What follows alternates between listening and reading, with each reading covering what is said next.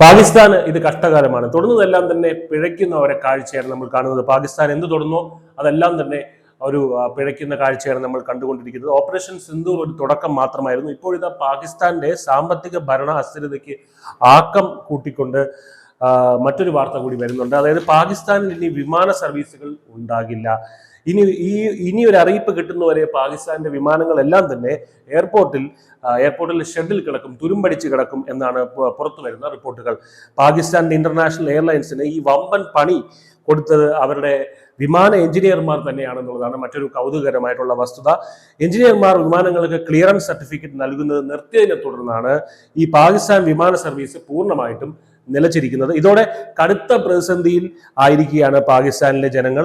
ഉംറ തീർത്ഥാടകർ അടക്കമുള്ള നൂറുകണക്കിന് ആളുകൾ ഇസ്ലാമാബാദിലും കറാച്ചിയിലും ലാഹോറിലും ഒക്കെ ആയിട്ട് കുടുങ്ങിക്കിടക്കുന്ന കാഴ്ചയാണ് നമ്മളിപ്പോൾ കാണുന്നത്. ഇത് കൂടാതെ ഷഹബാസ് ഷരീഫ് ഭരണകൂടത്തിനെതിരെ നിലവിലുള്ള ജനരോഷത്തെ ഇത് ആളിക്കത്തിക്കാൻ ഇടയാക്കുമെന്നുള്ള പല വിലയിരുത്തലുകളും ഇതിനോടകം തന്നെ വരുന്നുണ്ട്.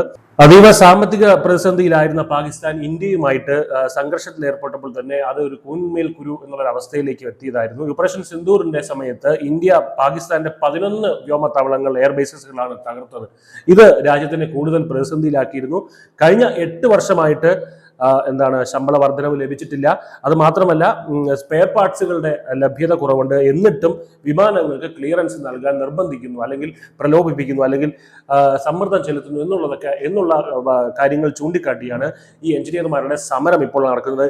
ഇതോടെ എന്തായാലും ലോകത്തിന് മുന്നിൽ വെളിപ്പെടുന്നത് യാത്രക്കാരുടെ ജീവൻ അപകടത്തിലാക്കിക്കൊണ്ടാണ് ഇത്രയും നാൾ പാകിസ്ഥാൻ എയർലൈൻ സർവീസസ് പ്രവർത്തിച്ചിരുന്നത് എന്ന് മാത്രമല്ല, ഈ ലോകത്തിന് മുന്നിൽ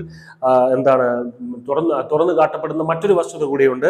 പാകിസ്ഥാൻ എന്ന രാജ്യത്തിന്റെ കടുത്ത സാമ്പത്തിക പ്രതിസന്ധി മാത്രമല്ല, ഇത് അവരുടെ സ്വന്തം ജനങ്ങളോടുള്ള ഒരു പ്രതിബദ്ധത ഇല്ലായ്മ കൂടിയാണ് ഇവിടെ വെളിപ്പെടുന്നത്.